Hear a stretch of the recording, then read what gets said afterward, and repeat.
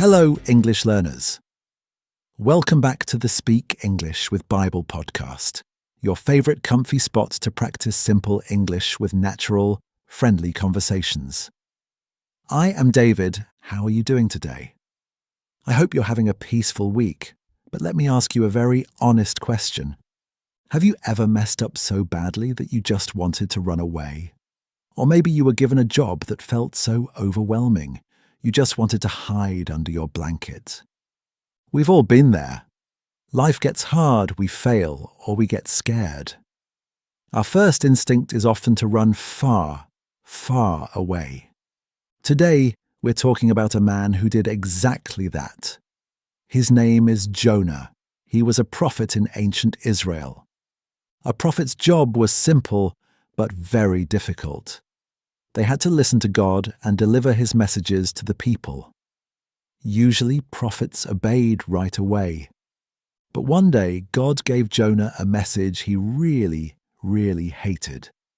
God told him to go to a great city called Nineveh.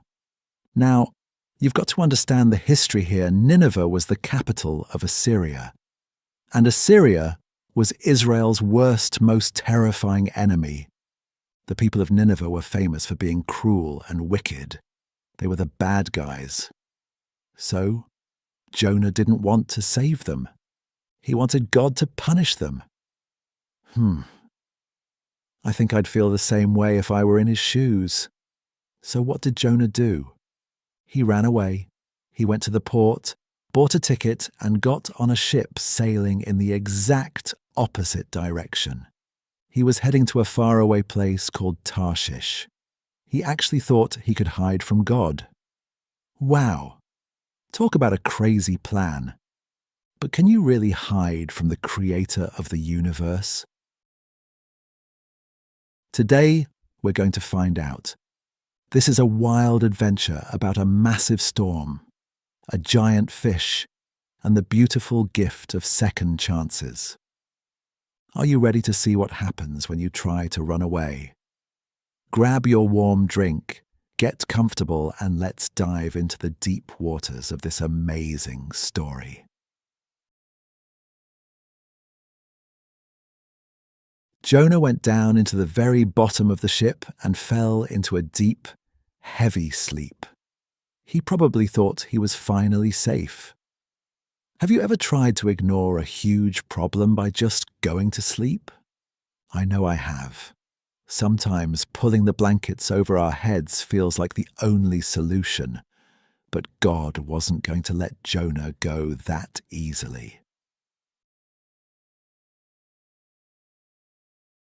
Suddenly, God sent a great and powerful wind over the sea. The sky grew dark, and the waves grew higher and higher. The freezing water crashed violently against the small wooden boat. The storm was so fierce that the ship creaked and groaned. It threatened to break apart into tiny pieces at any moment. The sailors on board were absolutely terrified. These were strong, brave, experienced men of the sea. But they had never seen a deadly storm quite like this before. They knew this was not a normal weather event. In their panic, each man started crying out to his own God for help. They fell to their knees on the slippery deck, praying for a miracle. They even started throwing their precious, heavy cargo into the sea. They hoped that making the ship lighter would keep it from sinking. But nothing worked. The raging storm only got worse. Where was Jonah during all this terrifying chaos? He was still fast asleep, hidden away below the deck. How could anyone sleep through such a waking nightmare? The frantic ship's captain finally went down and found him in the dark. He woke Jonah up and shouted at him over the noise of the wind. "How can you sleep? Get up and call on your God." The captain was desperate. He pleaded, "Maybe your God will notice us and save our lives. We are all going to die."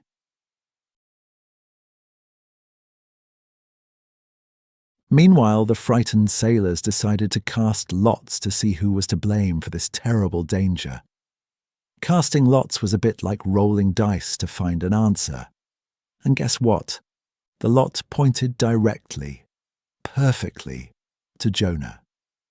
The sailors immediately gathered around him, backing him into a corner. They fired anxious questions at him in a total panic. "Tell us, who is responsible for making all this trouble for us?" they demanded. "What kind of work do you do? Where do you come from? What is your country and who are your people?" Jonah looked at their terrified faces and finally told the painful truth. He said, "I am a Hebrew, and I worship the Lord, the God of heaven. He is the one who made the sea and the dry land." When the men heard this, their hearts sank. They were absolutely paralyzed with fear. Jonah had already confessed to them earlier that he was running away from his Lord. They looked at the massive waves and asked him, "What have you done? What should we do to you to make the sea calm down for us?" Jonah knew there was only one tragic way to save these innocent men. He looked at the crashing waves and then back at the sailors. He said, "Pick me up and throw me into the sea." He continued, "Then the water will become calm. I know that it is my fault that this great, violent storm has come upon you." Wow! Can you imagine saying something like that? The poor sailors really didn't want to do it. They were good men, and they didn't want to murder someone. Instead of throwing him in, they grabbed their oars. They tried their absolute best to row the boat back to the dry land, but the waves were just too strong, pushing them further out. They were completely trapped by the angry ocean. Finally, having no other choice, the sailors prayed out loud to Jonah's God. They begged him not to hold them responsible for killing an innocent man.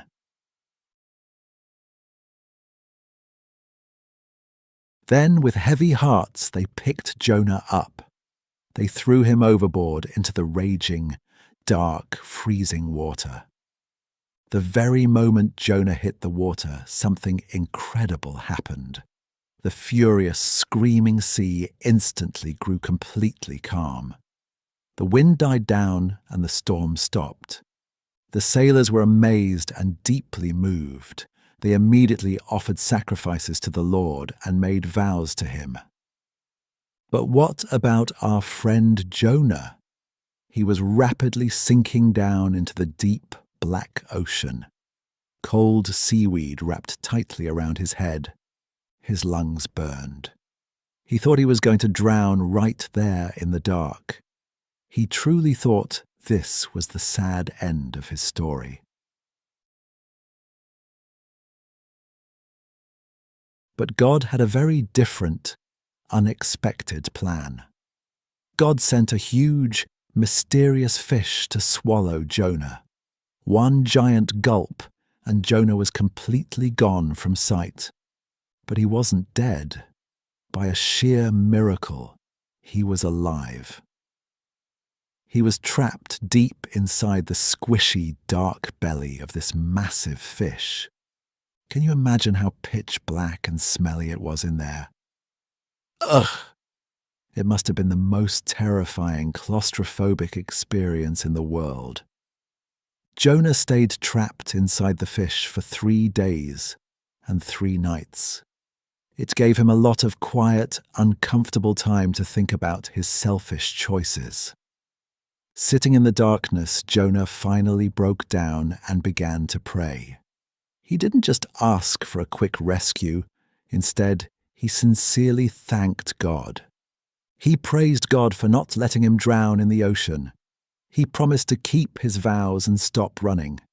He finally realized that true salvation only comes from the Lord.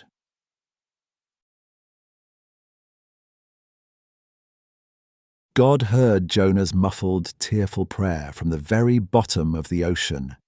He commanded the great fish, and it swam to the shore. It vomited Jonah out right onto the dry sand.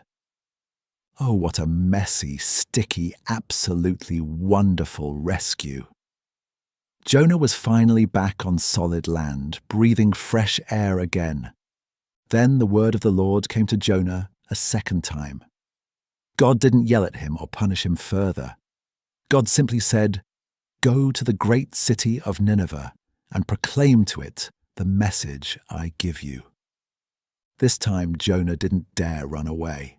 He was given a beautiful second chance, and he finally took it.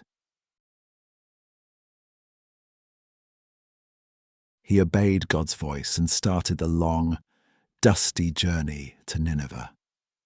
Nineveh was a massive, intimidating city. It was so large and sprawling that it took 3 whole days just to walk through it. Jonah boldly walked into the city on the first day. He stood in the streets and began to shout God's warning. His message was very short and very scary. He yelled, 40 more days and Nineveh will be overthrown. That was it. There were no long, eloquent speeches. He just offered a blunt warning of complete and total destruction. Now, what do you think happened next? Did the wicked people laugh at him? Did they throw rocks and attack him? Surprisingly, no. The people of Nineveh actually listened. They believed God's warning immediately. Everyone from the greatest nobles to the poorest citizens declared a fast. They stopped eating and drinking. They put on rough, itchy clothing called sackcloth to show their deep sadness and regret.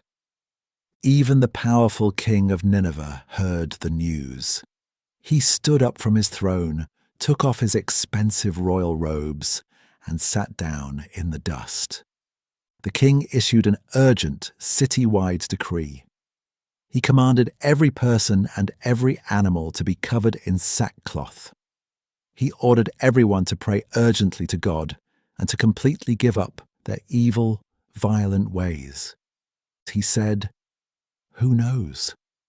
God may yet relent and with compassion turn from his fierce anger so that we will not perish." When God looked down and saw what they did, his heart softened. He saw how they genuinely turned away from their evil lifestyles. God is so incredibly merciful and full of grace. He felt deep compassion for them. He decided to forgive them and not bring the destruction he had threatened. The wicked enemy city was completely saved. It was a beautiful, historic moment of repentance and forgiveness. You would think Jonah would be jumping for joy, right? His preaching was a massive, unbelievable success. He had just saved thousands of lives. But Jonah was not happy at all.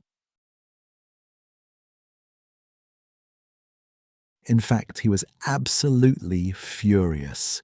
His face burned with hot anger. He was so mad that he actually complained to God. He said, "Isn't this exactly what I said would happen when I was still at home?" He yelled, "That is what I tried to prevent by fleeing to Tarshish. I knew that you are a gracious and compassionate God." Jonah knew God was slow to anger and abounding in love. He was mad because God chose to forgive the people he personally hated. He was so bitter that he even asked God to take his life. He dramatically told God he would rather die than watch Nineveh be saved. God listened patiently to his angry prophet. He simply asked him, "Is it right for you to be so angry?" Jonah refused to answer. He crossed his arms and stormed right out of the city gates. He built a small, flimsy shelter on a hill and sat in the shade. He glared down at the city, wanting to wait and see if God might destroy it anyway. He was holding onto his grudge tightly. While Jonah was sitting there sweating in the harsh desert heat, God did something kind. He arranged for a broad, leafy plant to grow up quickly over Jonah. It provided beautiful, cool shade for his tired head to ease his discomfort. Jonah was very, very happy about this wonderful little plant. But at dawn, the very next day, God provided a hungry worm. The worm chewed right through the stem of the plant. The plant quickly withered, dried up, and died. When the sun came up, God sent a scorching, dry east wind. The sun beat down fiercely on Jonah's unprotected head. He grew dizzy and faint from the extreme heat. He was absolutely miserable. Once again his anger flared up, and he wanted to die. He muttered, "It would be better for me to die than to live like this." God spoke gently to Jonah once again. He asked, "Is it right for you to be angry about the plant?" Jonah stubbornly replied, "It is, and I am angry enough to die." Then the Lord said something incredibly profound and moving. He said, "You have been so concerned about this simple plant, yet you did not tend it or make it grow." God continued, "It sprang up overnight, and it died overnight.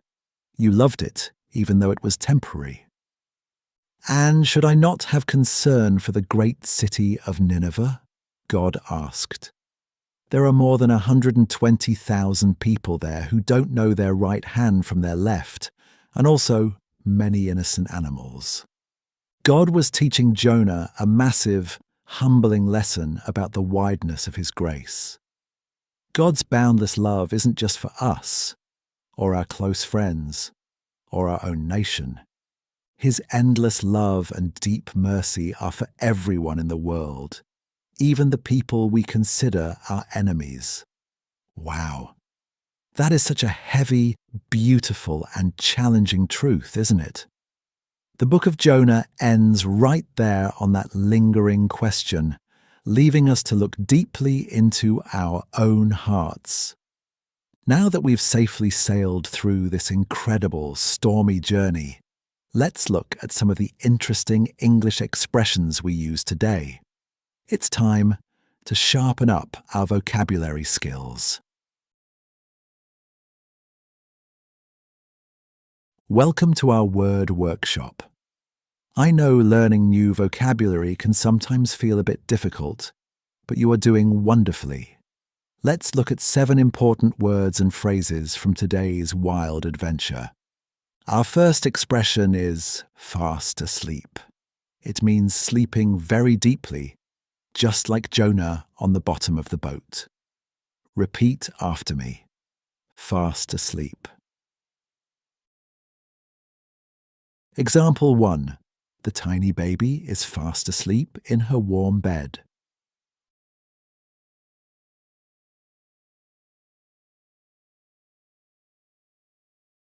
Example 2. I was fast asleep when the loud phone rang.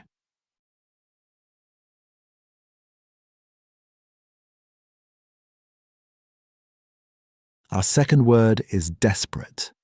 This means having very little hope and needing help right away, just like the terrified sailors in the storm. Repeat after me. Desperate. Example 1. The lost dog was desperate for some fresh water.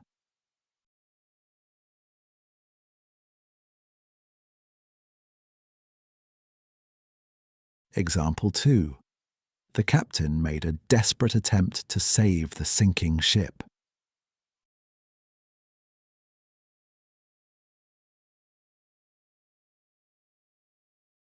Our third word is blame. To blame someone means to say they are responsible for something bad that happened. Repeat after me. Blame. Example 1. Please don't blame me for the broken window.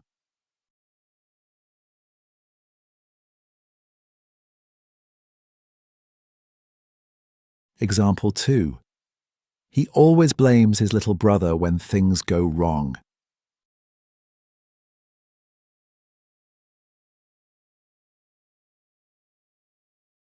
Our fourth word is swallow. This is exactly what the mysterious giant fish did to Jonah in one big gulp. Repeat after me. Swallow. Example 1. Drink some water to help you swallow your medicine.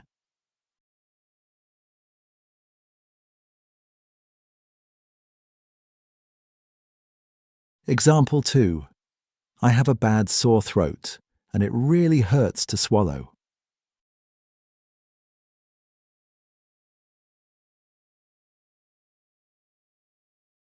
Our fifth expression is second chance. This is a beautiful phrase that means getting another opportunity after you make a big mistake. Repeat after me. Second chance. Example 1. Thank you for giving me a second chance to try again.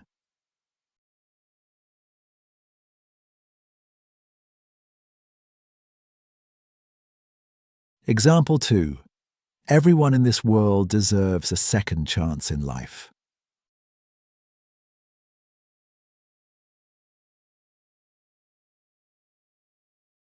Our sixth word is forgive. This means to stop feeling angry at someone for doing something hurtful or wrong to you. Repeat after me. Forgive. Example 1. I forgive you for losing my favorite book.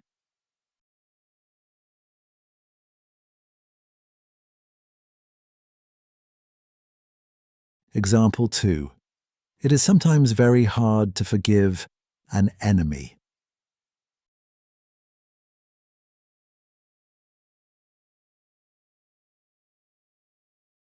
Our seventh and final word is compassion.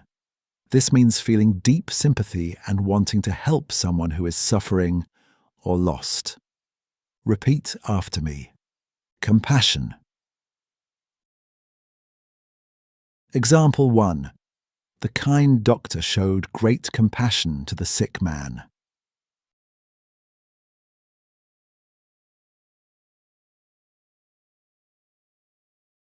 Example 2.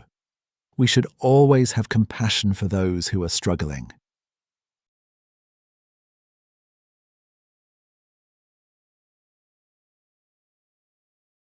Wow, you did an absolutely fantastic job practicing those words today.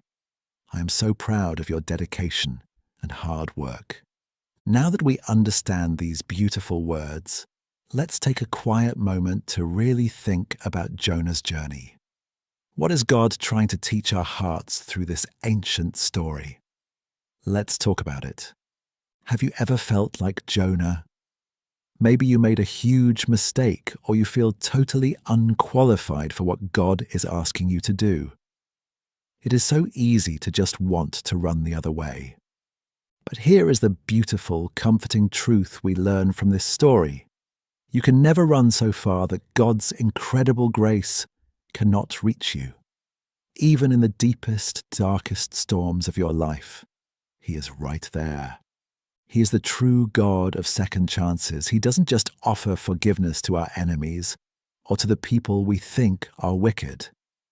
He offers that same breathtaking, endless grace to you and me every single day.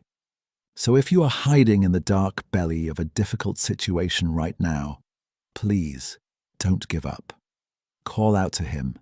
He is always ready to bring you back to solid ground and give you a fresh start. If today's story touched your heart or gave you comfort, please subscribe to the channel and give this video a thumbs up. I would absolutely love to hear from you in the comments too. Tell me about a time you were given a second chance. Also, please don't forget to check out our community tab. We have a fun weekend shadowing challenge waiting for you there. It is a fantastic way to practice speaking these simple English stories out loud with me.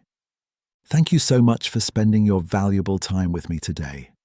Remember, you are deeply loved, and your past mistakes do not define your future.